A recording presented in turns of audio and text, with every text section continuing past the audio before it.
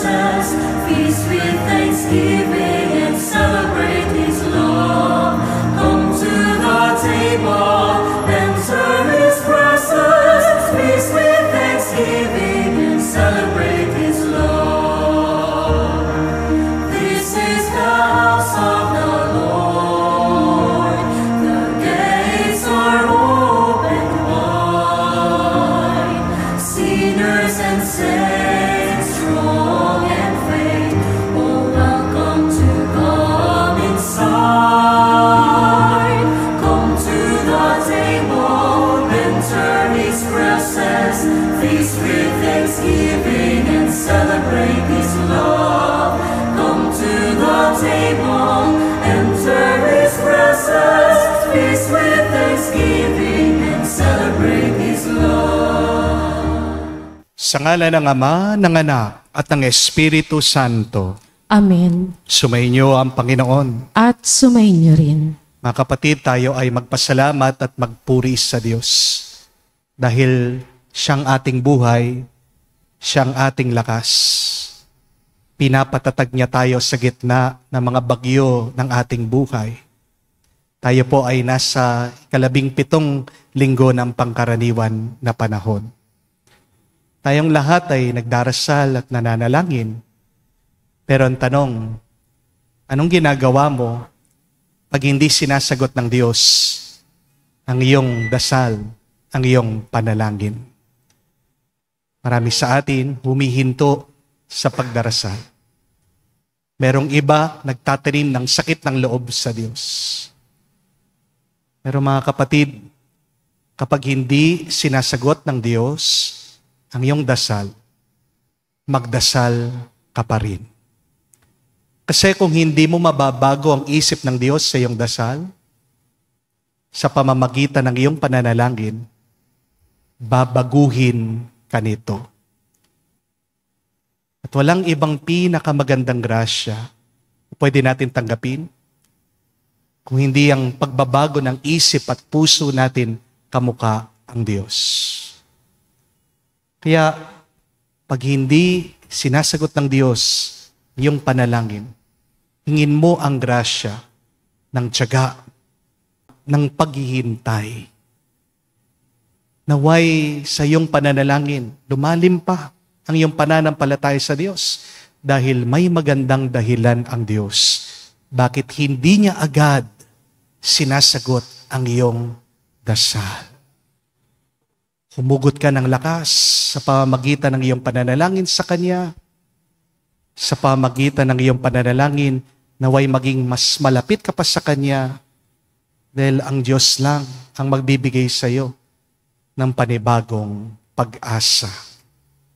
Sa napakaraming beses na kung saan nagdasal tayo para lang sa ating sarili, nagdasal tayo na wala tayong ibang iniisip, hindi ang ating gusto. Nagdasal tayo pero nagpatuloy pa rin tayo sa ating pagkakasala. Aminin natin itong ating mga pagkukulang. Tayo'y magpakumbaba. Hilingin natin muli ang Kanyang awa para makita tayong karapat-dapat makatanggap sa mga banal na misteryo. Inaamin ko Sa makapangyarihang Diyos at sa inyo mga kapatid, na lubha akong nagkasala sa isip, sa salita, sa gawa, at sa aking pagkukulang. Kaya isinasamo ko sa mahal na Birheng Maria, sa lahat ng mga anghel at mga banal, at sa inyo mga kapatid, na ako'y panalangin sa Panginoong ating Diyos. kaawaan tayo ng makapangyarihang Diyos. Patawarin tayo sa ating mga kasalanan at patnubayan tayo sa buhay na walang hanggan. Amen.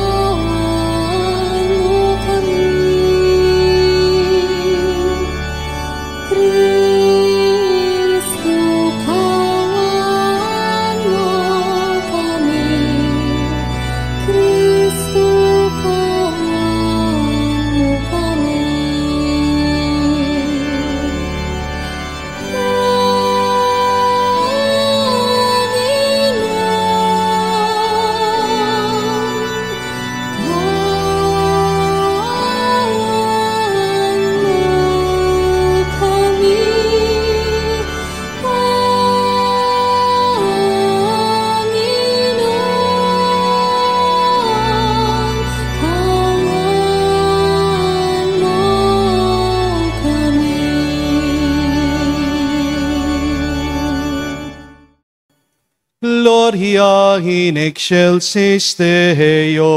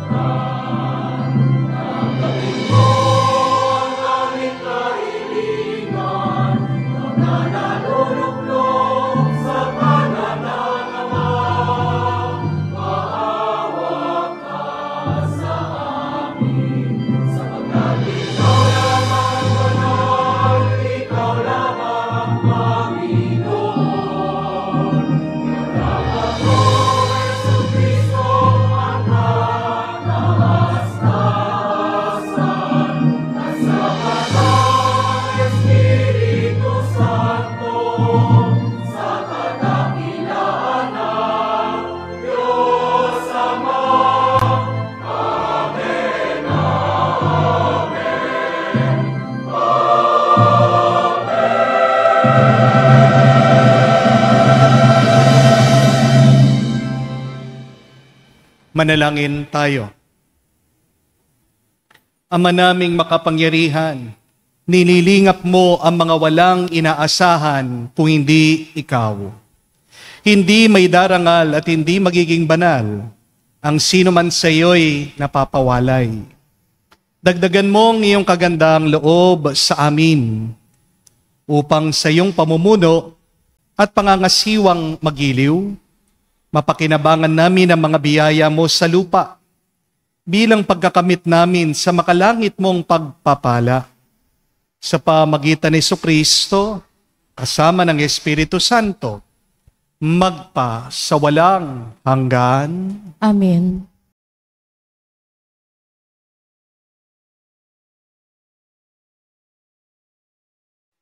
Pagbasa mula sa aklat ng Henesis.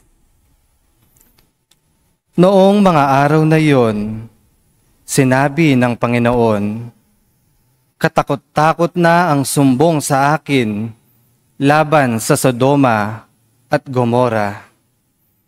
At napakalaki ng kanilang kasalanan. Paroroon ako at aalamin ko kung ito'y totoo. Umalis nga ang mga lalaki, nagpunta sa Sodoma. Ngunit nanatili ang Panginoon sa tabi ni Abraham. Itinanong ni Abraham, lilipulin po ba ninyo ang lahat ng tao, may kasalanan man o wala? Sakaling may 50 matuwid sa lungsod, wawasakin po ba ninyo iyon? Hindi ba ninyo patatawarin ang lungsod dahil sa 50 iyon? Naniniwala akong hindi ninyo idaramay ang mabubuti. Hindi ninyo gagawin iyon, sapagkat kung ganito ang mangyayari, parehong magdurusa ang masama at mabuti. Hindi ito mangyayari. Makatarungan ang hukom ng buong daigdig at tumugon ang Panginoon. Hindi ko ipapahamak ang lungsod dahil sa 50 matuwid. Ipagpaumanhin po ninyo ang aking kapangahasan, wika ni Abraham. Wala po akong karapatang magsalita sa inyo pagkat alabok lamang ako. Kung wala pong 50 at 45 lamang ang matuwid, wawasakin ba ninyo ang lungsod? Hindi ko wawasakin dahil sa 45 iyon, tugon ng Panginoon. Nagtanong na muli si Abraham, kung 40 lamang, hindi ko wawasakin ang lungsod dahil sa 40 iyon, tugon sa kanya. Huwag sana kayong magagalit, magtatanong pa po ako. Kung 30 lamang ang taong matuwid doon, hindi rin nyo wawasakin. Sinagot siya, hindi ko wawasakin ang lungsod dahil sa 30 iyon. Sinabi pa ni Abraham, mangangahas po uli ako. Kung 20 lamang ang matuwid na naroon, hindi ko pa rin wawasakin ang lungsod dahil sa 20 iyon. Muling tugon sa kanya. Sa katapos ay sinabi ni Abraham, ito na po lamang ang itatanong ko. Kung 10 lamang ang matuwid na naroon, hindi ko pa rin wawasakin ang lungsod dahil sa 10 iyon. Tugon ng Panginoon. Ang salita ng Diyos. Salamat sa Diyos. Noong ako ay tumawag, tugon mo'y aking tinanggap. Noong ako'y tumawag, tugon mo'y aking tinanggap. Ako poon, buong pusong aawit ng pasalamat. Sa harap ng mga anghel, pupurihin kitang ganap. Sa harap ng iyong templo, ay yuyuko at gagalang. Pupurihin kita roon, pupuriin ang iyong ngalan. Noong ako ay tumawag, tugon mo'y aking tinanggap.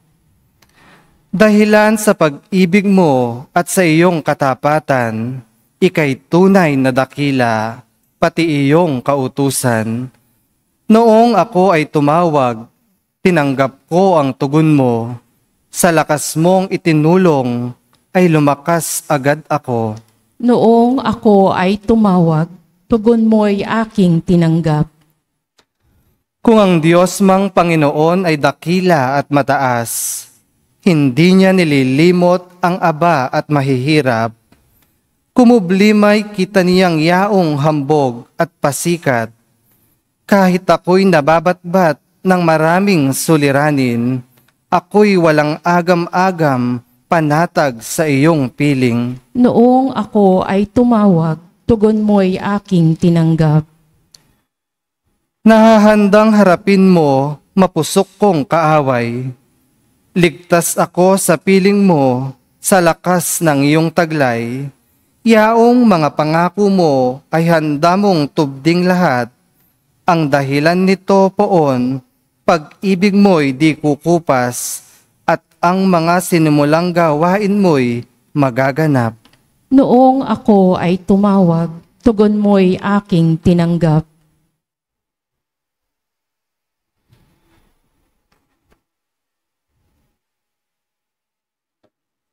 Pagbasa mula sa sulat ni Apostol San Pablo sa mga taga-Kolosas.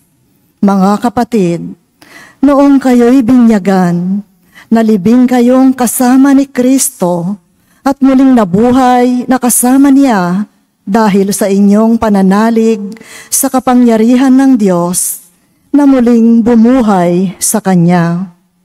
Kayong mga hentil na dating patay, dahil sa kasalanan ay muling binuhay ng Diyos na kasama ni Kristo.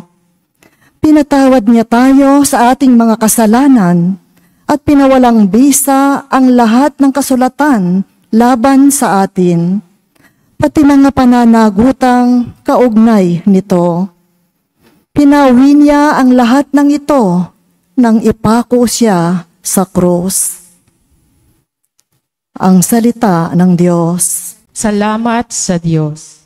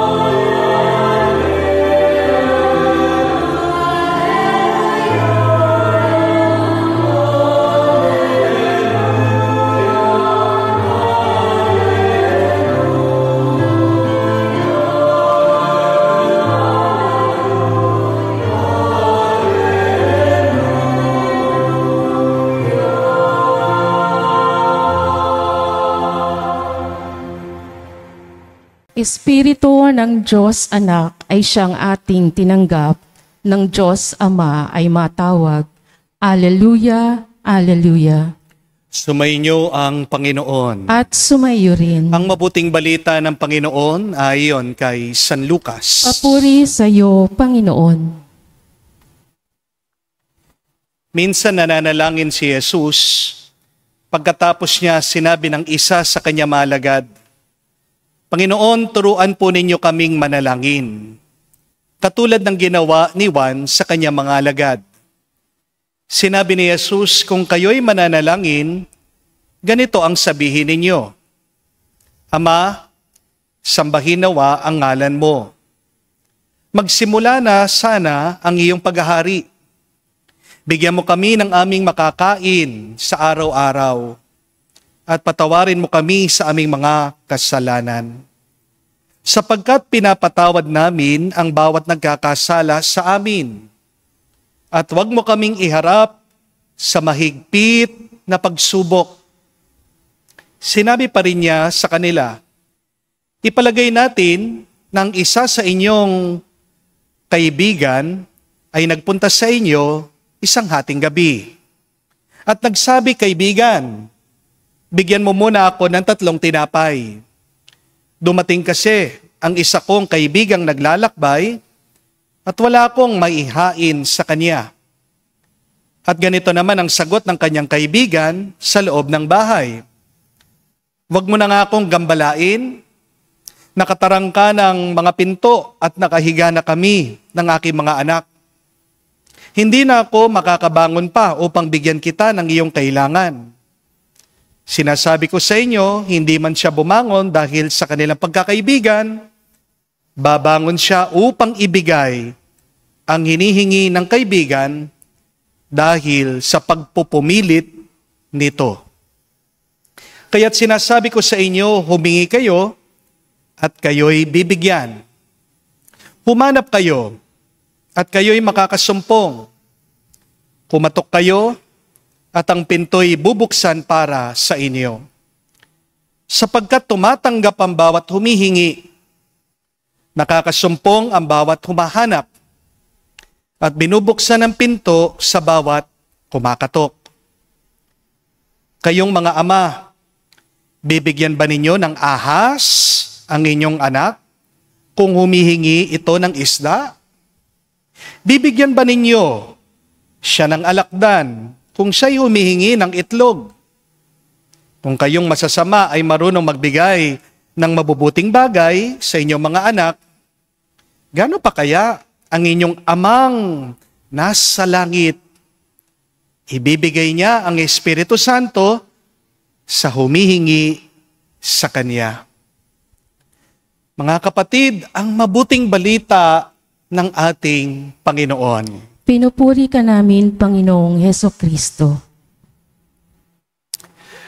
Magandang araw po muli sa inyong lahat. Magandang araw po, Father. And a blessed Sunday po sa inyong lahat. I hope that you are well, lalong-lalo na po ang ating mga kababayan na nakabaha, manatili po kayong ligtas, at pinagdarasal po natin pa rin ang ating mga OFW na walang sawang nakikipagsapalaran sa ibang bansa para sa kanilang mga minamahal. We are praying for you. May the good Lord bless you, give you strength. Ganyan din po, sama din natin ipagdasal ang ating mga kapatid na may sakit, na nakikibaka, lumalaban naman po. Harinawa, grasya ng Diyos ay pagkalooban din sila ng mabilis na kagalingan. Meron pong isang kwento tungkol sa isang tatay. Isang gabi, siya po ay napadaan doon sa kwarto ng kanyang maliit na anak na lalaki. At napansin po niya, yung kanyang anak, siya'y nakaluhod sa kama. Nananalangin itong kanyang anak na lalaki. At pinakinggan daw po ng tatay yung dasal ng kanyang anak. Sabi po nung bata, Papa Jesus, bless Mama, Papa, Lola, Lolo, Doggy. Amen. At nag-cruise po daw po yung bata, humiga, natulog. Sabi ng tatay, very proud siya, wow, galing magdasal ang aking anak. Kinabukasan, nagising po ang tatay, narinig po niya umiiyak yung bata. Bakit? Kasi yung aso nila, si Doggy, namatay. So nilibing po nila. No? Sabi po ng tatay, hayaan mo na, nak, bibili na lang kita ng ibang aso. Nung pong gabi, napadaan na naman yung tatay doon sa kwarto ng anak. Nakita niya, nakaluhod na naman yung bata, nagdadasal. Pinakinggan niya, sabi, Papa Jesus, bless Mama, Papa, Lola, Lolo, Amen. At kinaumagahan po, umiiyak na naman sa bahay. Alam niyo nangyari? Namatay yung lolo nila. Kaya ito pong tatay, medyo kinakabahan. Sabi, lahat yata ng pinagdarasal ng aking anak namamatay. Ay, hindi naman siguro, hindi naman ganyan ng Diyos. So, pinamisa po nila yung lolo, nilibing. Pagkalipas po ng isang linggo, binabantayan po nitong tatay, yung kanyang anak, hindi po nagdarasal. Kaya napalagay po yung tatay. Pero isang gabi, napadaan na naman si tatay, nakita niya, nakaluhod na naman yung kanyang anak. Nagdarasal, pinakinggan niya, sabi, Papa Jesus, bless Mama, Papa, Lola, Amen. Kaya itong tatay, sabi niya, Panginoon, wag naman po sana. Natulog po yung tatay, kinaumagahan, may umiiyak na naman sa bahay. Alam niyo nangyari? Natigok yung lola. Patay. Talagang kinakabahan na po itong tatay. Kasi siya na po yung susunod doon sa listahan. Pangit naman po, di ba? Kung sasabihin niya doon sa anak niya, nak, wag mo akong pagdadasal, ha? Kaya, pinamisa na naman, nilibing, yung lola, binabantayan po talaga yung bata. Pero, isang gabi, napadaan na naman po si tatay. Nakita yung kanyang anak, nakaluhod na naman, nagdarasal. Sabi, Papa Jesus, bless Mama, Papa, Amen. Patay, sabi ni tatay. Ako nang susunod. Yan, nung gabi po, habang nakahiga sa kama, pinagpapawisan, itong ama, nagdadasal na sa Diyos, Lord, patawarin mo ako, wag mo akong kukunin, wag na mapusa na. At kinaumagahan, nabuksan pa ni tatay ang kanyang mata, buhay pa siya. Salamat sa Diyos, sabi niya. Pero may narinig po siyang umiiyak. Alam niyo saan?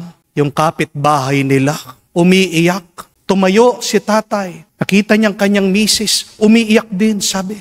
Anong nangyari? At sabi ng kanyang misis, namatay si kumpare. Namatay. Patay. Ang tatay pala ng bata. Ang kapitbahay. Pero hindi po ba, minsan, merong mga tao na kapag nagdasal sila, agad-agad sinasagot ng Diyos. Minsan nakakainggit po, di po ba? Bakit ikaw, kapag nagdadasal ka, hindi ka agad sinasagot ng Panginoon? Ang tagal mo nang nagdadasal na mabayaran mo yung utang nyo. Ginawa mo ng lahat. Nagno-novena ka, nagro-rosaryo ka, pumupunta ka sa Quiapo, pumupunta ka sa Baclaran. Ganon pa rin. Wala ka pa rin pera. Ang tagal mo na nagdadasal na gumaling ka sana sa iyong sakit. Pumunta ka na kay Padre Pio, kay St. Jude, nagpanata ka na kay Santa Clara, kay Santa Rita. Pero imbis na gumaling ka, lumalala ka. Meron din po akong kakilala, gustong-gustong magkaroon ng anak. Ginawa na rin pong lahat. Sumayaw sa Obando, nagkoraldal po sa Sasmuan. Pinagdala ko pa nga po ng galing po sa Holy Land, yung Milky Grotto. Isa po kasing kuweba yon. Ang kwento, doon daw po nagpasuso si Mama Mary kay Jesus. At yung daw pong alikabok doon, yung lupa doon, pag ininom mo, magiging fertile ka. Ang dami po nagpapatotoo na nagkaroon sila ng anak dahil po nagdasal sila doon. Ginawa ko, nag-uwi po ako dito, pinainom ko po sa kanya. Pero ganun pa rin. Hanggang ngayon, wala pa rin pong sanggol, wala pa rin supling. Bakit ba kapag tayo'y nagdadasal, hindi natin nakukuha ang ating pinagdarasal? Yan ang tanong Paano ba tayo manalangin para makuha natin ang ating hinihiling? Buti pa nga po ang Panginoon, hindi po ba? Kapag si Jesus ang nagdasal, agad-agad binibigay ng kanyang ama ang kanyang hinihiling. Yung may sakit, pinatong lang ang kanyang kamay sa kanila, gumaling. Nung walang makain ng mga tao, pinagdasal ang 5 tinapay, 2 isda, nakapagmilagro siya, dumami, nabusog ang mga tao. Nung namatay ang kanyang kaibigan, si Lazaro, nagdasal daw ang ating Panginoon sa kanyang ama, nabuhay itong patay. Paano din kaya nating magagawa yun? Na kapag tayo'y nagdadasal, makukuha natin ang ating hinihiling. Kaya naman po, sa ating ebanghelyo, nauunawaan natin ang mga alagad, disipulo ng ating Panginoon, nilapitan siya. Ano yung tanong nila kay Jesus? Panginoon, paano ba magdasal? Turuan mo naman kaming manalangin kung paano ka nananalangin. Kasi nakita po na mga alagad ng ating Panginoon, napaka-epektibong manalangin ni Jesus. At dito po si Jesus nagsimula sa kanyang pagtuturo. 3 bagay po ang ating matututunan sa turo ng ating Panginoong Jesucristo sa Ebanghelyo. The first one, when you pray, pray with tenderness. Pray with a deep connection and relationship to God. Because the deeper your relationship with God, the more that you will receive His grace. Baka po kaya hindi kayo nakakatanggap na maraming grasya kasi malayo kayo sa Panginoon. Di po ba? Ito po yung tanong ko sa inyo. Halimbawa, meron po nagpapalimos sa inyo. Bibigyan niyo po ba? Yes or no? Yes, di po ba? Ang tanong ko po, ito, magkano ang ibibigay niyo doon sa nagpapalimos? Siguro po magbibigay kayo ng 5 piso, baka magbigay po kayo 20 pesos. Swerte na po yung nagpapalimos kung bibigyan niyo po siya ng 100 pesos, hindi po ba? Generous na po kayo nun. Ito po ang tanong ko, susunod. Kung ako po ang magpapalimos sa inyo, kung ako po ang hihingi sa inyo, bibigyan niyo po ba ako? Yes or no? Di po yata, di kayo sumasagot. Ha? Yes! No po, salamat po ha, hindi po ako napahiya sa inyo. Ang susunod na tanong ko po, magkano? Siguro naman po, higit sa piso, no? Ang ibibigay niyo sa akin. Salamat po kung bibigyan niyo po ako ng higit sa 100. Hindi naman po ako maselan, hindi naman po ako tumatanggi. Okay din po yung dollar at euro, no? Joke lang po. Pero tingnan niyo po yon mga kapatid. Anong pagkakaiba nung pulubi sa akin? Parehas lang naman kaming nagpapalimos. Pareho lang naman kaming humihingi sa inyo. At kung pag-iisipan niyo, yung pulubi, mas kawawa pa siya sa akin. Pero bakit mas malaki, mas marami yung ipagkakalob niyo po sa akin? Ano yung pagkakaiba? Kasi mas kilala niyo ako. Di po ba? At tandaan niyo po, kapag mas kilala mo, pag mas mahal din, mas marami ang iyong ibibigay sa Kanya. Amen? Do you understand that? Kaya nga po, kung talagang kilala ka ng Diyos, kung malapit na malapit ka sa Panginoon, kung mahal na mahal ka ng may kapal, sa tingin niyo po ba pagkakaitan kayo ng Diyos dun sa inyong hinihingi o hinihiling? Di po ba hindi? Sa unang pagbasa, narinig po natin si Abraham humihiling kay Yahweh, nakikiusap para sa Sodom at Gomorrah. Nakipagtawaran pa nga daw po si Abraham sa Diyos. Sabi niya, Panginoon, paano kung meron 10 taong matuwid, mabuti? Pupulbusin niyo pa po ba? Pupuksain niyo pa po ba? Papatayin niyo pa po ba ang mga tao dito sa Sodom at Gomorrah? Bakit bandang huli, nakinig daw si Yahweh, ang Diyos, kay Abraham? Tao lang siya. Sabi nga niya, alikabok lang po ako. Pero nakinig ang Diyos dun sa kanyang hiling. Pinagbigyan siya dun sa kanyang hinihingi. Kasi kaibigan ng Diyos si Abraham. Kasi kilala ng Panginoon si Abraham. Kasi mahal niya si Abraham. Abraham was the friend of God. And if you, my dear friends, want your prayers to be answered, please cultivate a tender, loving relationship with God. Amen? Create a deep friendship with God. Ang sakit naman po kasi na naaalala ka lang ng mga tao kapag meron silang kailangan. Yan ba pagkakaibigan? Di ba hindi? Kapag nilalapitan ka lang, kapag meron silang gusto, anong tawag mo dyan? Pagkakaibigan? Hindi. Gamitan. And nobody wants to be used. Amen? Kapatid, hindi po ATM machine ang Diyos. Hindi po genie ang Diyos. Hindi siya, my wish is your command. Baka tanungin ka ng Diyos kapag lumalapit ka sa Kanya, sino ka ba? Ngayon lang kita nakita. Ngayon lang kita narinig. Ngayong kailangan mo ako. Diyan ka lumalapit. Sa tingin niyo po ba, ibibigay ng Diyos ang ating hinihiling kung paminsan-minsan lang tayo lumalapit sa Kanya, kung hindi natin siya kakilala? Opo, maaaring magbibigay ang Diyos kasi mabait at mabuti pa rin ang Diyos. Pero baka barya lang ang tanggapin mo sa Kanya. Amen? Pero kung talagang kakilala ka ng Diyos, di ba kahit na hindi ka magsabi, kahit na hindi ka magsalita, makakatanggap ka at sobra-sobra pa ang tatanggapin mo galing sa Kanya. Pray with a deep relationship with God, and you shall receive what you are praying for and much more. But secondly, pray with persistence. Di ba kung talagang gustong-gusto mo ang isang bagay, hindi ka titigil hanggat hindi mo makuha yung bagay na yan. Kapag tumigil ka, kapag huminto ka, kapag sumuko ka, anong ibig sabihin? Hindi mo talaga gusto. Amen? Kung talagang gusto mo, gagawin mo ang lahat para makuha mo yung iyong gusto. Amen? Kahit na mapahiya ka, kahit na magsakripisyo ka, kahit na masaktan ka, kahit na mabigatan ka, gagawin mo ang lahat basta't makuha mo. That is persistence. Iyan ang pagtsatsaga. Ito pong tandaan niyo mga kapatid, hindi lahat ng nakasarang pinto ay nakakandado. Not all closed doors are locked. Nang ibig sabihin, hindi lahat ng hindi ay hindi talaga. Hindi lahat ng dead end ay dead end talaga. When God says no to your prayer, sometimes God only means to wait. Amen? Pero minsan kailangan mo lang ipilit para makuha mo. Di po ba?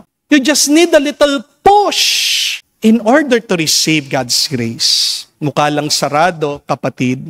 Pero hindi naman yung kandado. Ang tanong, tinulak mo na ba ang gusto mo? Nag-effort ka na ba pagdating sa iyong paghiling sa Diyos?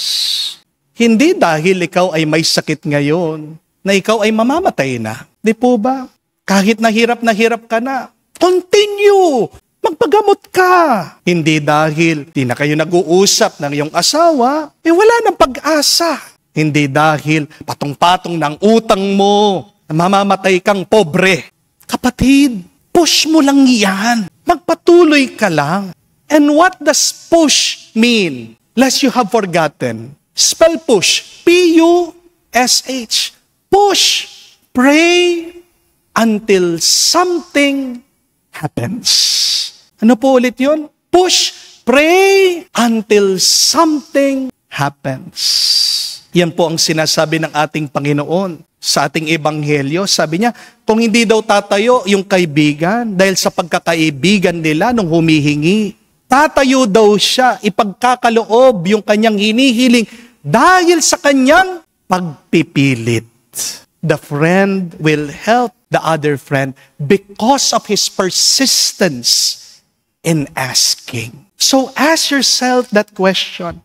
Have I been persistent in my prayer? Susumikap ba talaga ako sa aking pagdarasal? Bakit pagdating po sa pagliligaw, yung iba sa inyo, di tumitigil hanggat hindi nila mapasagot yung nililigawan nila? Bakit yung mga ibang bata dyan talaga nagpupursige, nagpupuyat sa pag-games hanggat hindi sila makapag-level up? Pero pagdating sa ating pananalangin, dahil hindi ka lang sinagot ng Diyos, ayaw mo na. Kapatid, magsumikap ka sa iyong pananalangin. Ang tanong, nagtiyaga ka na bang humingi sa Diyos?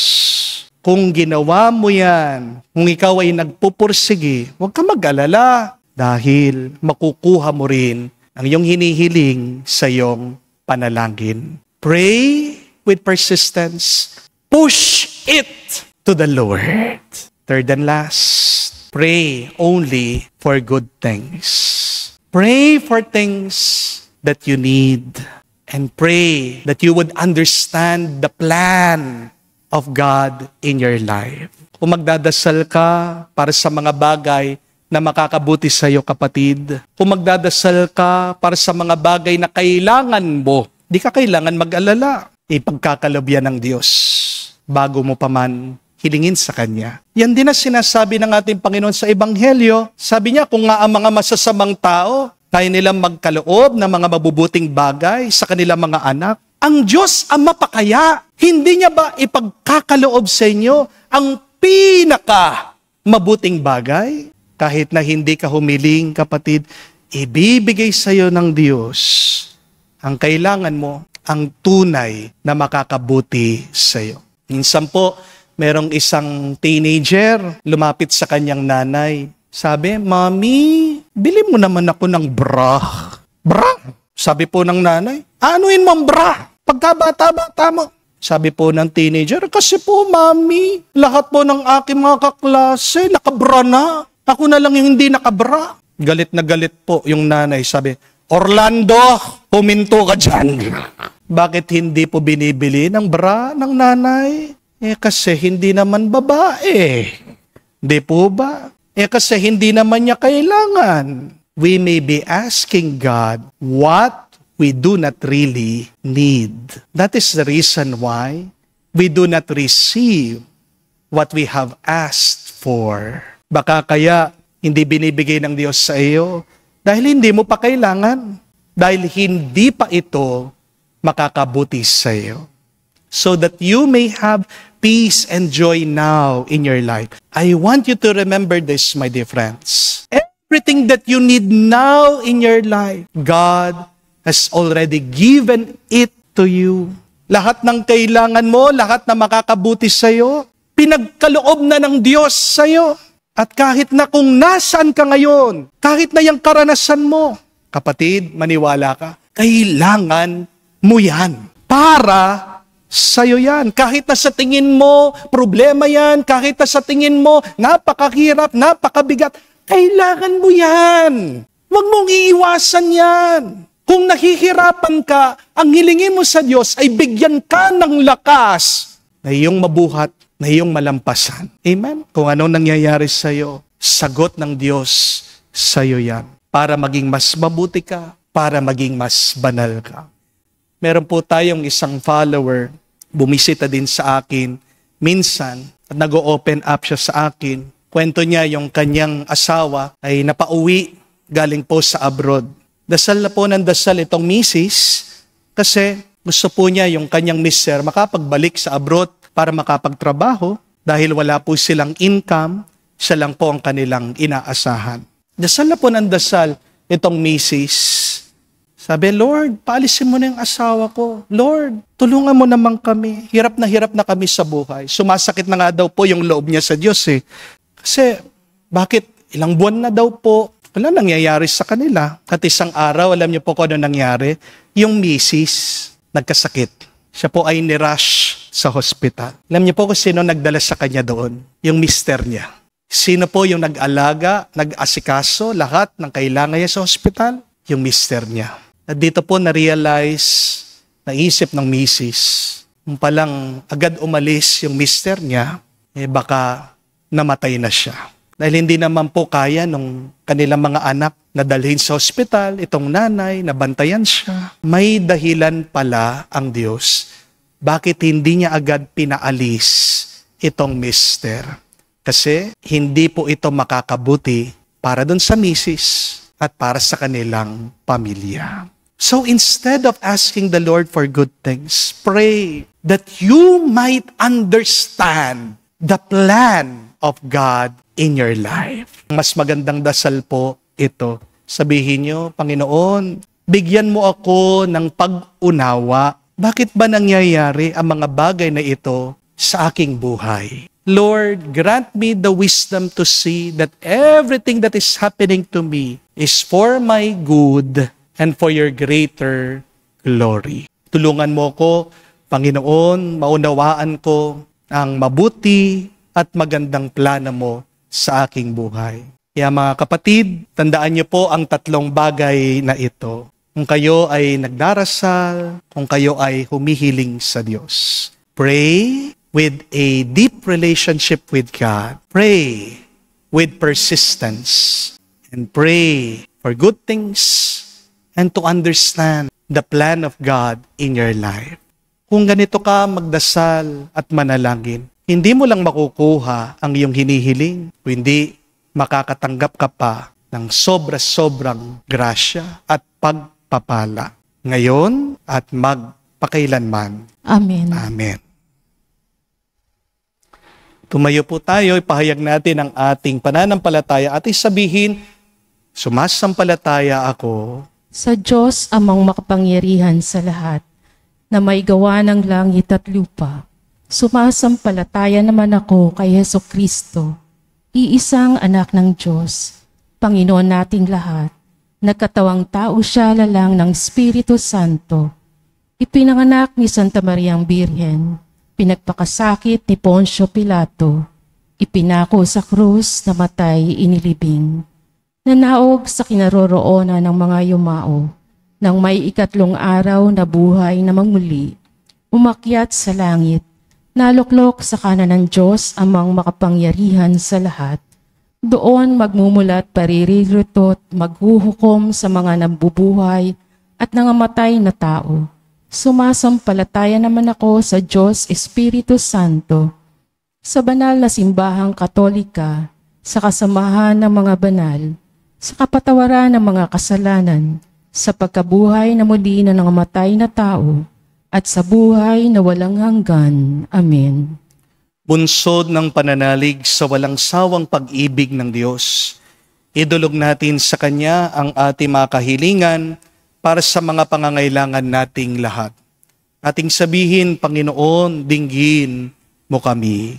Panginoon, dinggin mo kami. Ama, pagpalain mo ang simbahan, ang mag-anak mo sa lupa.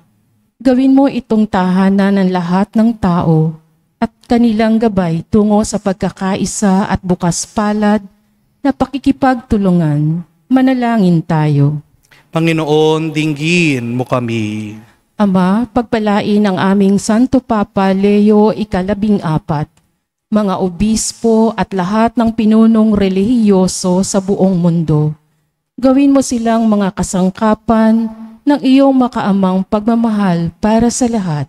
Manalangin tayo. Panginoon, dinggin mo kami.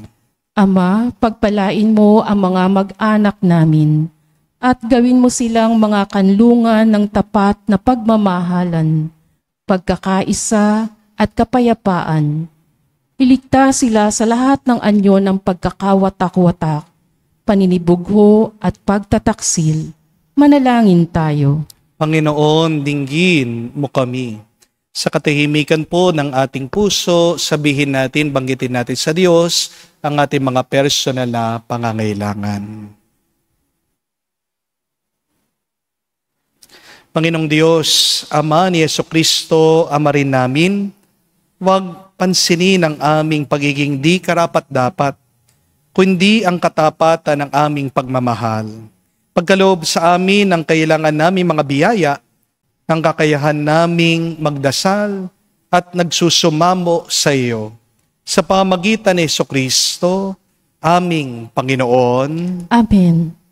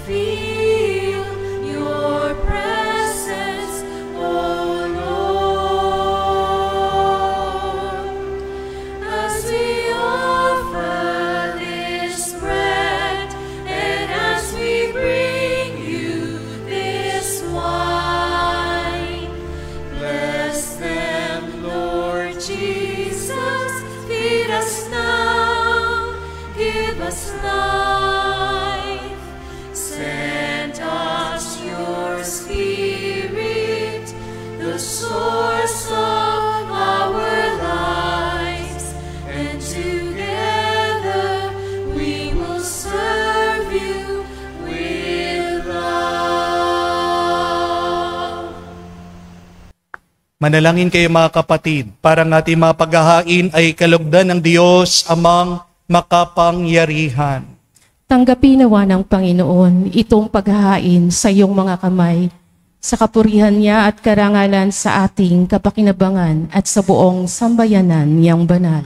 Ama naming lumikha, tanggapin mo ang mga alay na sa iyo rin nagmula at ngayon aming inihahanda sa iyong dambana upang sa aming ginaganap na pagdiriwang ang iyong paglingap ay magtaguyod sa tanan at magpabanal sa aming pamumuhay sa kasalukuyan at mag-akay sa amin sa ligayang walang katapusan sa pamagitan ni Jesucristo kasama ng Espiritu Santo magpa sa walang hanggan. Amen. Sumainyo ang Panginoon. At sumayo rin. Itaas sa Diyos ang inyong mga puso at diwa. Itinaas na namin sa Panginoon. Pasalamatan natin ang Panginoong ating Diyos. Marapat na siya ay pasalamatan. Ama naming makapangyarihan, tunay nga marapat ikaw ang aming pasalamatan.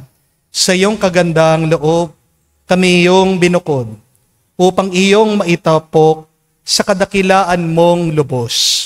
Kahit na ikaw ay aming tinalikdan dahil sa aming pagkasalawahan. Gumawa ka pa rin ng magandang paraan. May manguna sa amin para ikaw ay balikan. Kaya't ang iyong minamahal na anak ay naging isa sa mga taong hamak upang may kapwa kaming makapagligtas sa aming pagkapahamak at pagkaligaw ng landas. Kaya kaisa na mga anghel ay sisiawit ng papuri sa iyo. Nang walang humpay sa kalangitan, kami nagbubunyi sa iyong kadakilaan.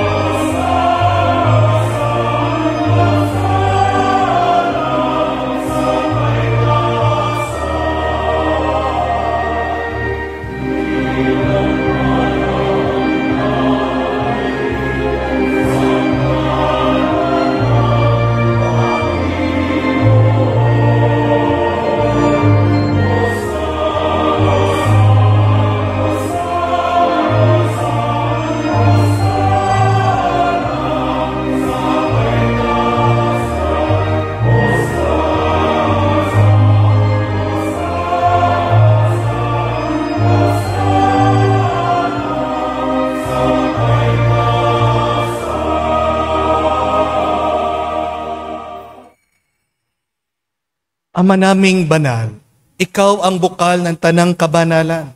Kaya't sa pamagitan ng iyong Espiritu, gawin mong banal ang mga kaloob na ito upang para sa amin maging katawan at tugo ng aming Panginoong Hesu Kristo.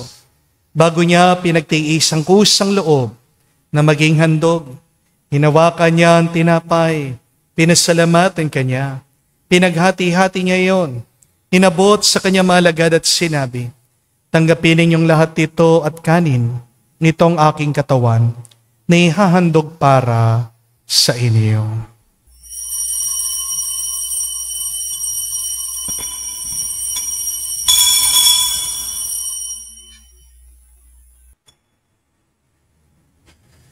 Gayon din naman na matapos ang hapunan, hinawakan niyang kalis.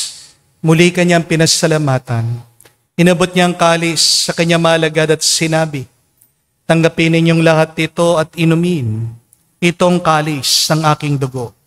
Nang bago at walang hanggan tipan, ang aking dugo na ibubuhos para sa inyo at para sa lahat. Sa pagpapatawad ng mga kasalanan. Gawin ninyo ito sa pag-alaala sa akin.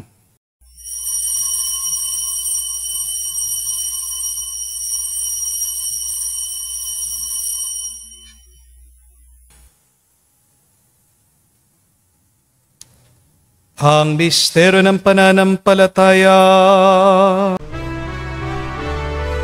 Aming ipinahayag na namatay ang iyong anak, nabuhay bilang Mesiyas at magbabalik sa wakas para mahayag sa lahat.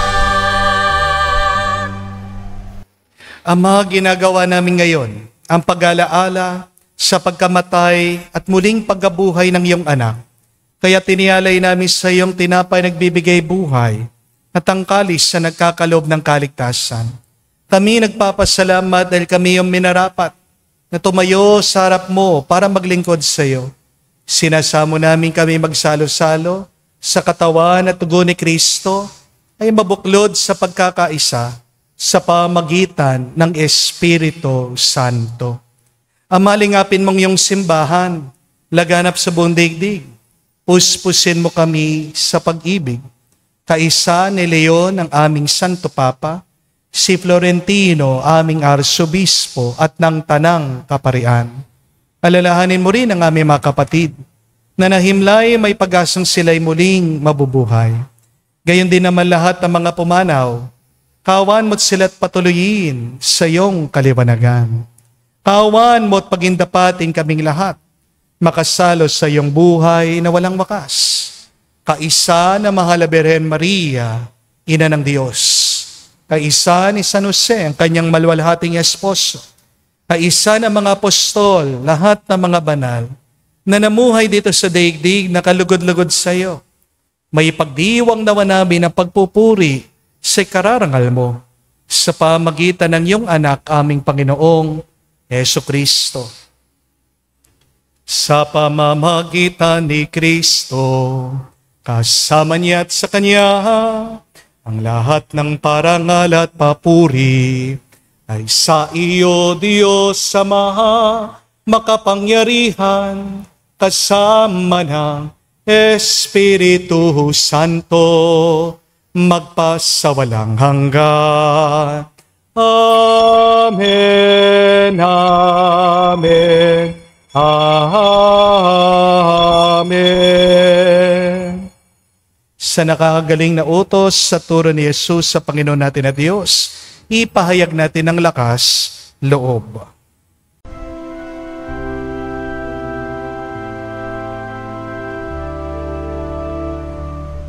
Ama namin, sumasalangit ka, sambahin ang ngalan mo, mapasa amin ang kaharian mo,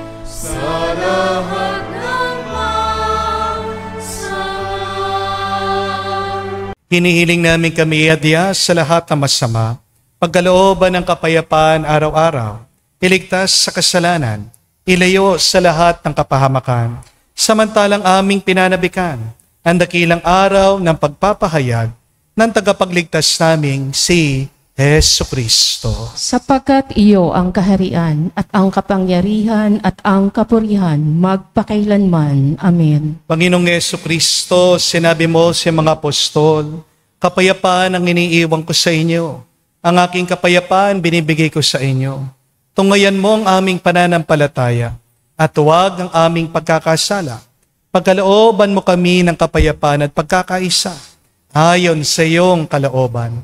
Kasama ng Espiritu Santo, magpa sa walang hanggan. Amen. Kapayapaan ng Panginoon ay laging sumainyo. At sumayo rin. Magbigayan po tayo ng kapayapaan sa bawat isa. Piso niyo po, kapayapaan po sa inyong lahat.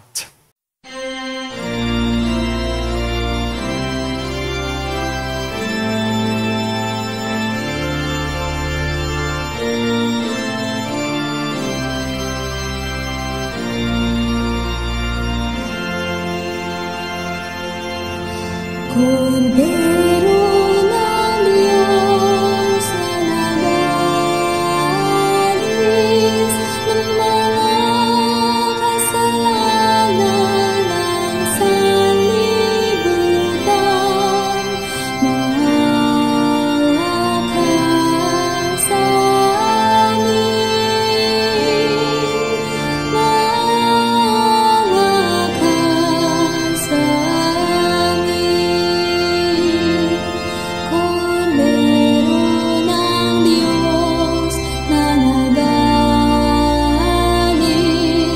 ng mga kasalanan ng sanlibutan, maawa ka sa amin.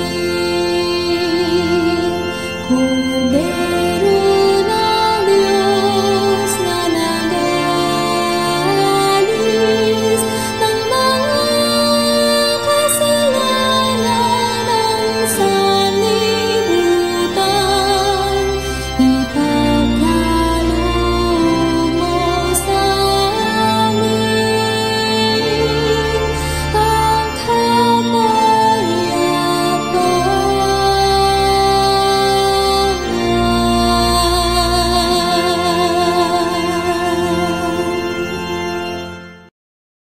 Mga kapatid, naririto ang ating Panginoong Jesucristo, ang Kordero ng Diyos. Siya nag-aalis sa mga kasalanan ng sanlibutan. Mapalad tayong lumalapit sa piging ng Kordero. Panginoon, hindi ako karapat-dapat na magpatuloy sa iyo, ngunit sa isang salita mo lamang ay gagaling na ako.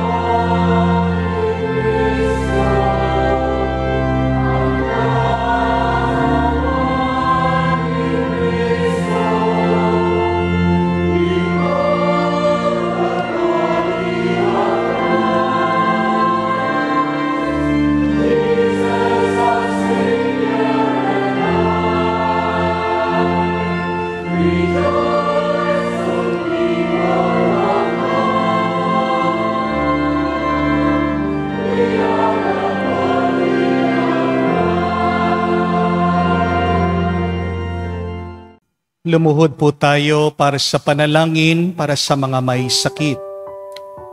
Panginoong Yesus, lumalapit kami sa iyo ngayon upang idulog ang kagalingan ng mga may sakit. Haplusin niyo po sila at pagkalooban ng panibagong lakas upang sila ay muling makapaglingkod sa iyo. Patawarin niyo po sana sila sa kanilang mga kasalanan at pagkalooban din ng kagalingan pang kaluluwa. Ngayon po, sabihin natin ang pangalan ng mga kapatid natin may sakit sa Diyos. Hilingin natin ang mabilis nilang kaginhawahan. Hinihiling namin ito sa ngalan ni Kristo, aming Panginoon. Amen. Panalangin para sa mga OFW. Ama, pinapanalangin namin sa iyo ang natatanging kahilingan ng lahat ng mga nagtatrabaho sa ibang bansa. Tulungan mo sila bawat sandali ng kanilang buhay habang nasa ibang bansa. Palakasin mo sila kapag pinanghihinaan sila ng kalooban. Pagalingin mo sila tuwing nagkakasakit. Aliwin mo sila kapag nalulungkot sila. Ilayo mo sila sa namang masama at kapahamakan upang magpatuloy sila lagi sa kanilang buhay. Mapahalagan nawa ng kanilang mga pamilya ang bawat sakripisyo nila sa ibang bansa upang wag masayang ang kanilang pagpapagal. Kawan at pagkalooban mo ng biyaya ang lahat ng mga OFW dahil sa iyo lamang aasa at wala nang iba pa. Ang lahat ng ito ay sama-sama naming panalangin sa ngalan ni Jesus. Amen. Amen. Banal na mukha ni Jesus, Maawa ka sa amin. tumayo po tayo. Manalangin tayo. Ama naming mapagmahal, pinagsaluhan namin sa banal na pakikinabang ang alaalang walang kupas ng iyong anak na nag-alay ng sarili niyang buhay para sa aming kaligtasan. Pagkaloob mo ito ay magdulot ng pag-unlad sa ipapamana niya sa aming pagliligtas. Bilang tagapamagitan kasama ng Espiritu Santo, magpa sa walang hanggan. Amen. Kami po ay muling nagpapasalamat sa lahat ng mga nagdo-donate sa ating parokya at nagbibigay lang po kami ng babala. Dumadami po ang mga scammer ngayon. Kung meron pong tumatawag sa inyo na hindi niyo po alam ang number, huwag niyo pong sasagutin. Marami na pong nag-message sa akin na na-hack ang kanila pong Facebook account. Ganyan din po nakapasok sila sa kanila mga GCash. Kaya paumanhin po doon sa mga iba din sa inyo na hindi ko sinasagot, tumatawag sa akin, you can text me. No? Kung ano man pong kailangan nyo, message nyo po ako, text nyo po ako, sasagutin ko kayo. Pero hindi ko po sasagutin yung mga tumatawag na hindi ko kakilala. Mag-ingat po tayong lahat. And if you are praying for something, what is the secret so that you may receive what you have requested to the Lord? 3 things. Pray with a deep relationship with God. 2, pray with persistence. And 3, pray only for good things.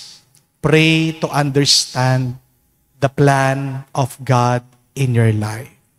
Mga kapatid, huwag kayong titigil na manalangin dahil kahit na hindi mo pa natanggap ang iyong hinihiling, sa iyong pananalangin pa lang, binabago ka ng Diyos.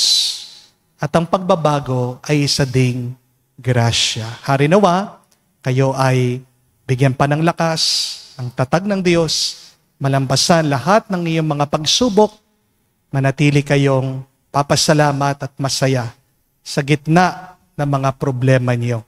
Nandiyan ang Diyos, umiling ka sa Kanya, ang Kanyang pag hindi ay hindi talaga, hindi. Pag sinabi ng Diyos, hindi sa iyong dasal, sinasabi lang niya ay maghintay ka. Matuto kang magpasensya, matuto kang maghintay, pagkakaloob din ng Diyos. Tunay na nakakabuti para sa iyo. Sumainyo ang Panginoon. At sumayo rin. At kayo'y basbasan ng Diyos, makapangyarihan sa lahat, sa ngalan ng Ama, ng Anak, ng Espiritu Santo. Amen. Ang ating misa'y natapos na. Pumayo kayo sa kapayapaan ni Kristo. Salamat sa Diyos.